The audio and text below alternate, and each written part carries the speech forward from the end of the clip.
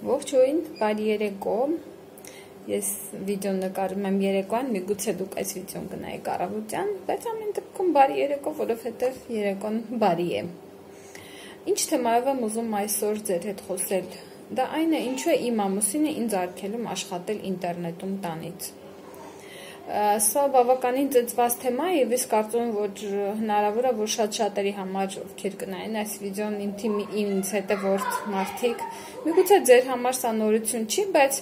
կարծում եմ, որ շատ մարդկանց համար նորություն է եւ հետաքրքիր նորություն է։ Ինչի են արգելում ամուսինները, որպեսզի աշխատեն կանայք տանից եւ այն էլ ինտերնետում։ Մի քիչ հասարակության գլխում երևի թե դեռևս նստած չի աշխատանք ինտերնետում թեման եւ եթե տեսնում եմ, որ կինը հեռախոսը ձեռքին առավոտից իրիկուն քիթը մցրել է հեռախոսի մեջ, ահա, ուրեմն նա անբարոյական է։ Միգուցե չարժի նրան վստահել, որովհետեւ նա շատ է հեռախոսի մեջ։ Տեսեք, ես ձեզ ասեմ, ուրեմն 21-րդ դարն է, պետք է արթնանալ։ Եթե հեռախոսով կարելի է եւ անբարոյականություն անել, եւ կարելի է բարոյականություն անել, եւ կարելի է բիզնես անել, կարելի է գործ անել, շատ բան կարելի է անել հեռախոսով։ Հեռախոսը աշխատանքային գործիք է։ Ինչա պետք է անպայման երեխաները մուլտիկ նայեն հեռախոսով, կարելի է այսօր բիզնես անել։ Ես ու ամուսինս գտնվում ենք էլիտար տնօրենների ստատուսում։ Ես ու ամուսինս։ Սովորաբար այս բիզնեսը սկսում է կնոջից։ Ամեն ինչ սկսում եմ մի տեղից, որ մի կին, մի աղջիկ որոշում է սկսել այս բիզնեսը։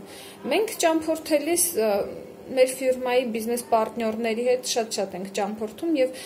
շատ ենք հանդիպում այդպիսի զույգերի, որ այժմ զույգով են աշխատում, բայց ժամանակին դա սկսել է կինը, ընդամենը կինը։ Ուղղակի սկսել է, հա, նույնիսկ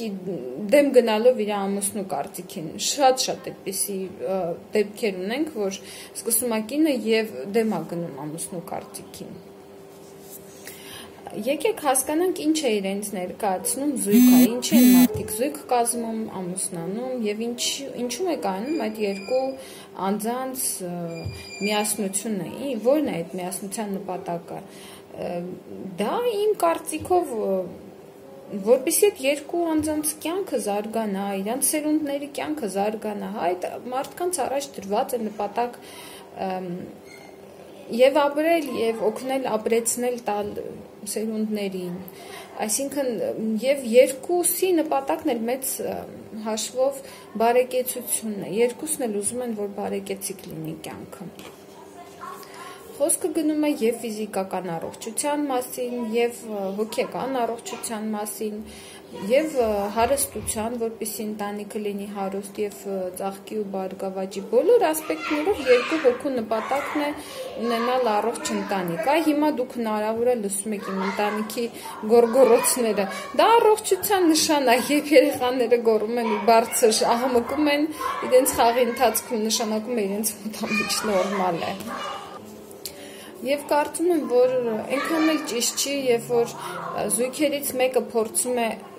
դեպի այդ տուն, դեպի այդ ընտանիք, դեպի այդ միասնություն բերել ինչ-որ մի լավ բան, այնքան էլ ճիշտ չի, որ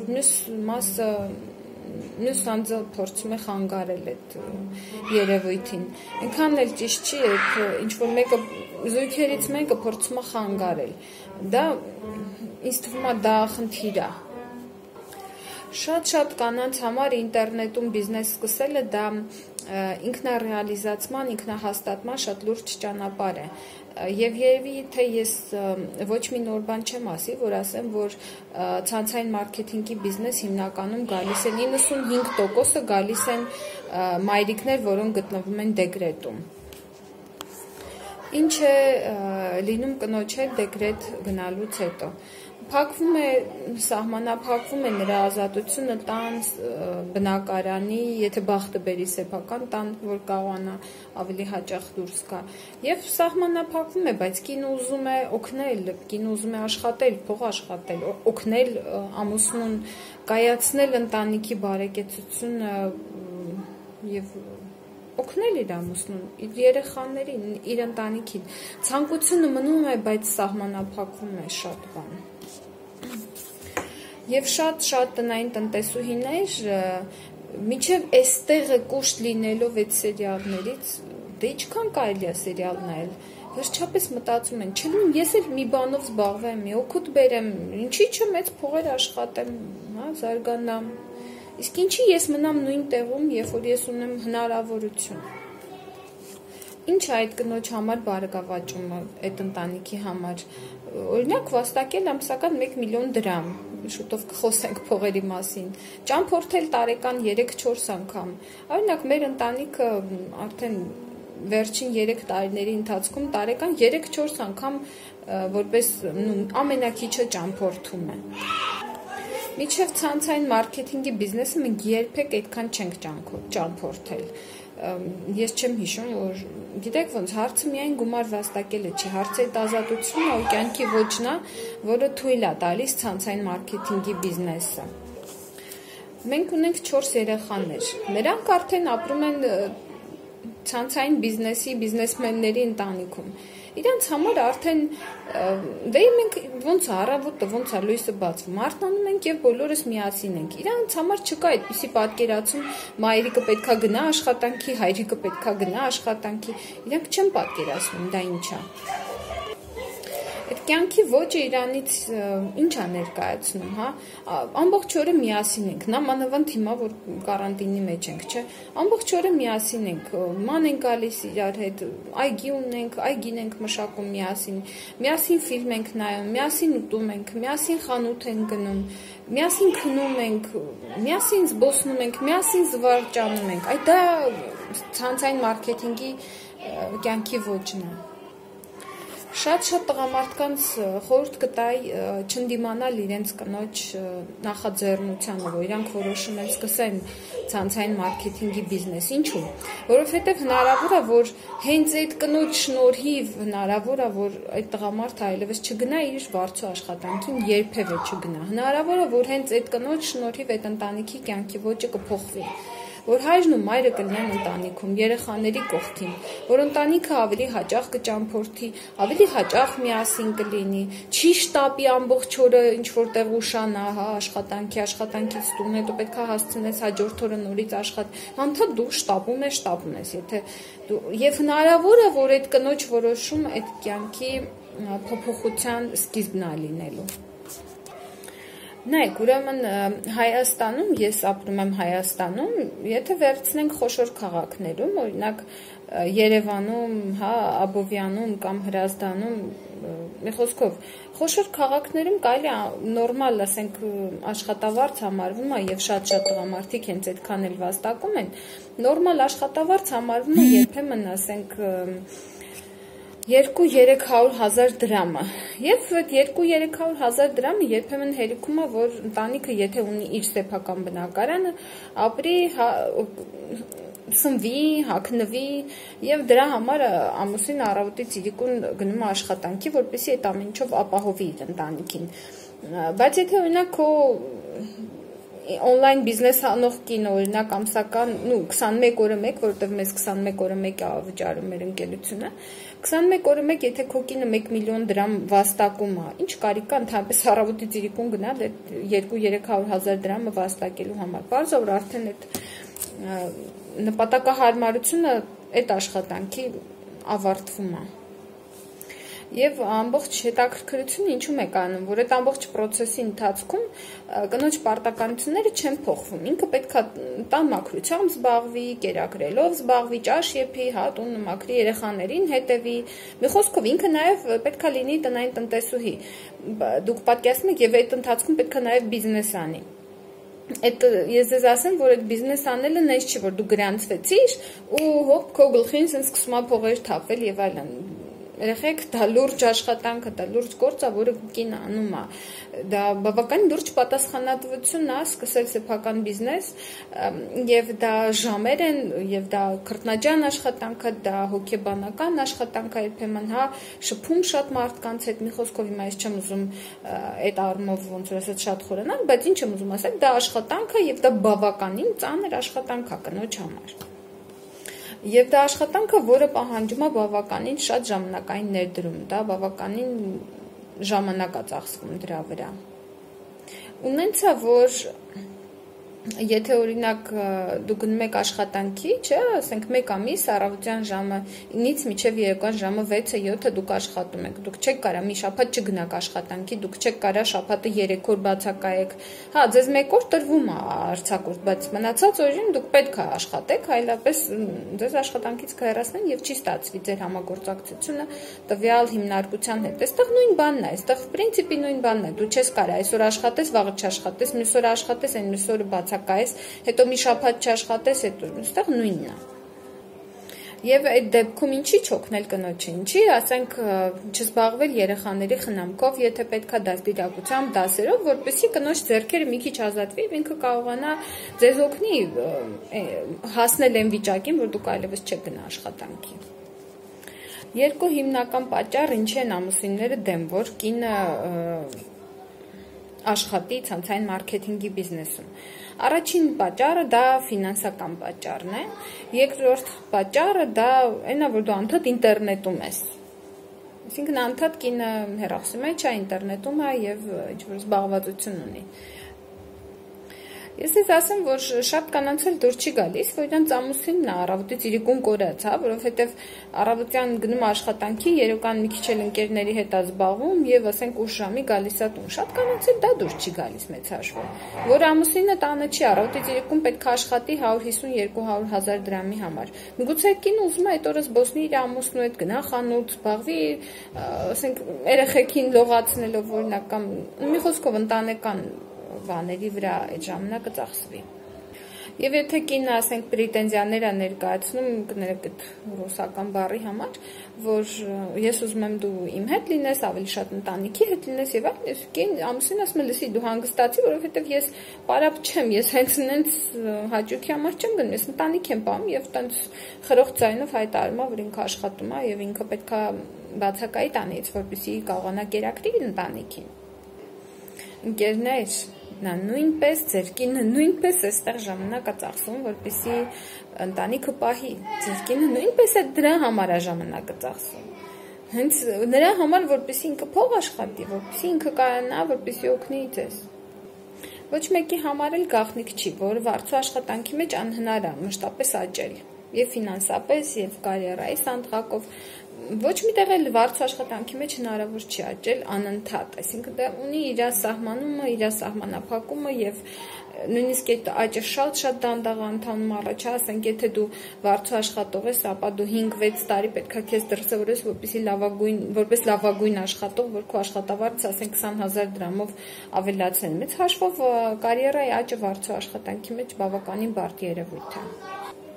Ցանցային բիզնեսում շատ օրինակներ ունենք, հենց իմ թիմում ամբողջ, ասենք, աշխարհի մակարդակով, թեկուզ Հայաստանի մակարդակով մենք ունենք շատ օրինակներ, երբ կինը, ասենք, օրինակ մարտ ամսվա 21 օրվա համար վարձը տրվում է 60,000 դրամ, իսկ փետրվար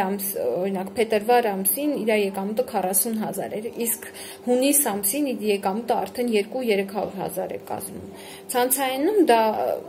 40,000-ից 300,000 հասնելը դա կարող է տևել ընդամենը 3-4 ամիս։ Եվ պետք է ասեմ, որ շատ խեղճ կանայք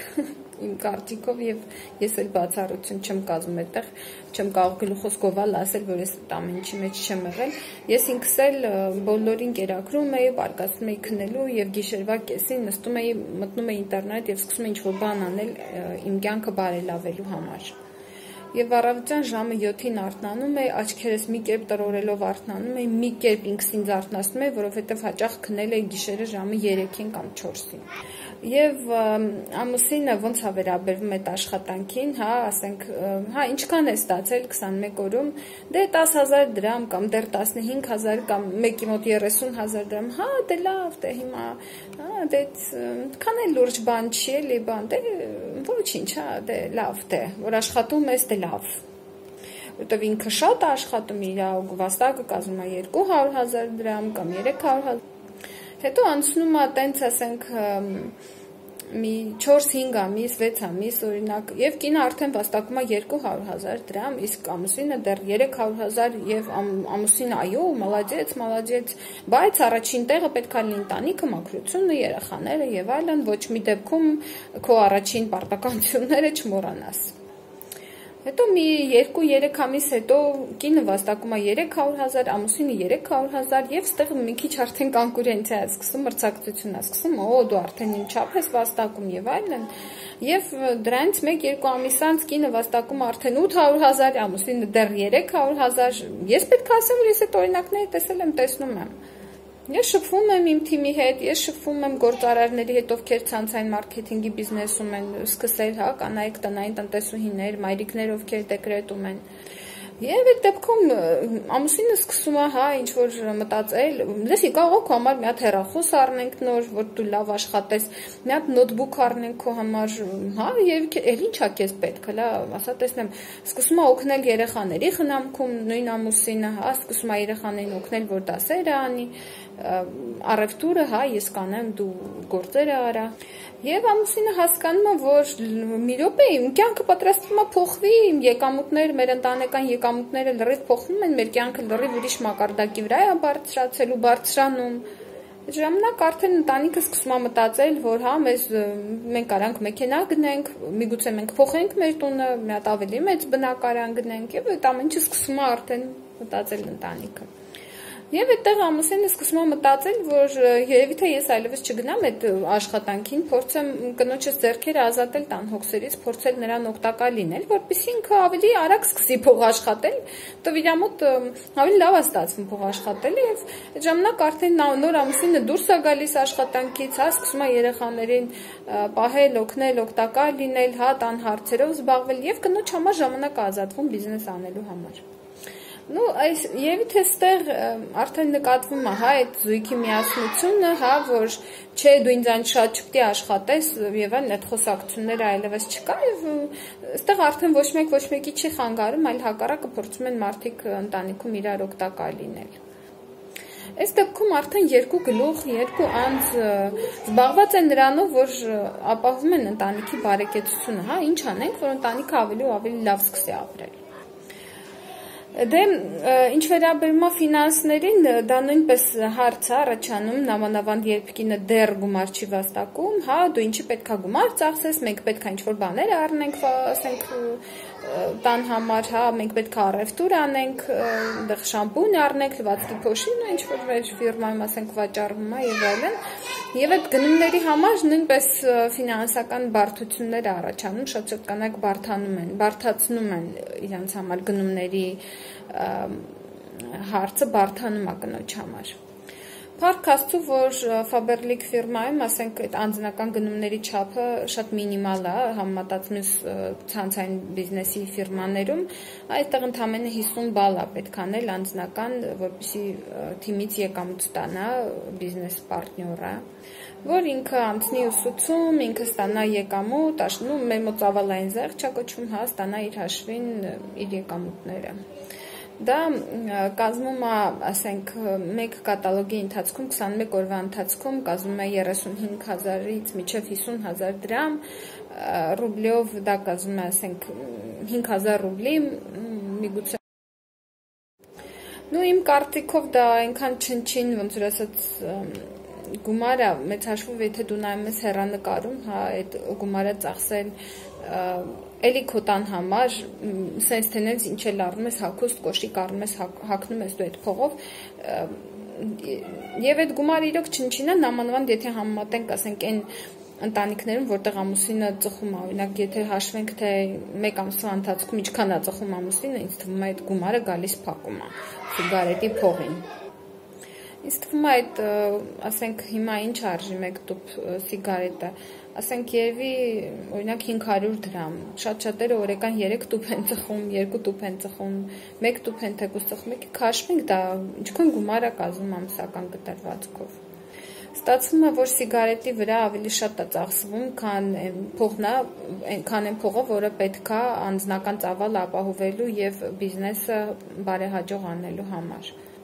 Ու դեռ այդ ամեն ինչը չեմ ուզում հենց խոսամ ֆինանսական տեսանկյունից միայն, բա առողջությունը նույնպես գնում, այսինքն փողերը ծախսվում է մի բանի համար, որը տանում է առողջություն։ Վերջապես ինչ կլինի, ասենք կարելի է սկսել կարդալ, հետաքրքրվել, հա, ասենք գրեք բիզնես պարտներ Faberlic-ի բիզնես պարտներներ, top լիդերներ Faberlic-ի, գրեք, ասենք եկամուտները Faberlic-ում, մարքեթինգ պլան, վերջապես կարելի է ուսումնասիրել, հա, միջև ասենք բարդություններ առաջացնելը սեփական կնոջ հաջողության ճանապարհին, կարելի է մի հատ ուսումնասիրել, հետաքրքրվել, ինչպես հիմա ասում են Google-ել ինտերնետը եւ տեսնել ինչա կատարվում աշխարհում։ Միգուցե տեղեկություն է պետք հավաքել եւ նախ միջև արգելելը կամ խոչընդոտելը պետք է ուսումնասիրել։ Եվ եթե ուսումնասիրեք, կտեսնեք, որ կան ընտանիքներ, որոնք ամսական կտրվածքով, ասենք 5 միլիոն, նույնիսկ 6 միլիոն, 3 միլիոն, 1 միլիոն եւ այդ օրինակները այնքան շատ ընտանիքներ են վաստակում այդ բիզնեսով։ Դուք կտեսնեք դրա հնարավորությունները, վերջապես պետք է սկսել ուսումնասիրել։ Եվ ասեմ ձեզ, որ բոլոր այդ բիզնեսները սկսել են այսպես, կինը, աղջիկը սկսել է այդ բիզնեսը դեմ գնալով լիքը բարդությունների, լիքը խոչընդոտների։ Գիշերները չի քնել, լիքը մարդիկ թաքուն, հա, ինչ-որ սենց փորձել են, ինչ-որ ամուսնու աչքին շատ չերևալով աշխատել, այդ բարդությունները, ճանապարհները անցել են այդ կանայք սկզբում միայնակ հիմնականում։ Օրինակ իմ համար ամենահավես օրը այն օրն է, որ ամուսինս որոշում է խորոված պատրաստել կրակին, դա տղամարդու գործ է, երեխաները շարվում են նրա կողքը, երբեմն հենց կրակի վրայից ուտում են, կամ իրանք գնում են ինչ-որ մի տեղ այգի բոլորով հավաքվում են, զբաղվում են եւ իմ ձեռքերը ազատվում է աշխատանքի համար։ Դա ամենահաճելի։ Օրինակ հենց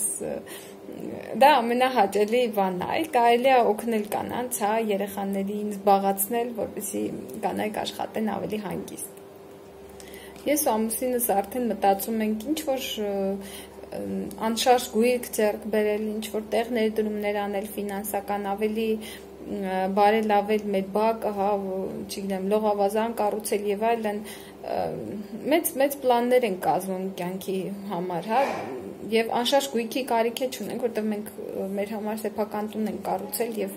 ապրում ենք հենց այդ տան մեջ։ Հենց դրա համար կոչ եմ անում օգնել ձեր կանանց, խրախուսել նրանց, ել չեմ ասում օգնել երեխաների եւ տան հարցում, հա, չխանգարել կնոջը, փորձել ավելի շատ օգտակար լինել։ Ուղղակի թույլ տվեք, որ ինտերնետ բիզնեսը մտնի ձեր տուն եւ փոխի նաեւ ձեր կյանքը։ Լսեք խորհուրդներս, հետաքրքրվեք, խելացի եղեք, հմուտ եղեք եւ առաջ գնացեք զույգերով եւ ընտանիքներով միշտ իրար հետ։ Ձեր հետ է Քնարիկ Խաչատրյանը, միացեք իմ ալիքին, դրեք լայք, եթե ձեզ դուր եկա վիդեոն եւ չեմ ասում գրեք նամակ եւ միացեք իմ թիմին։ Տեսություն։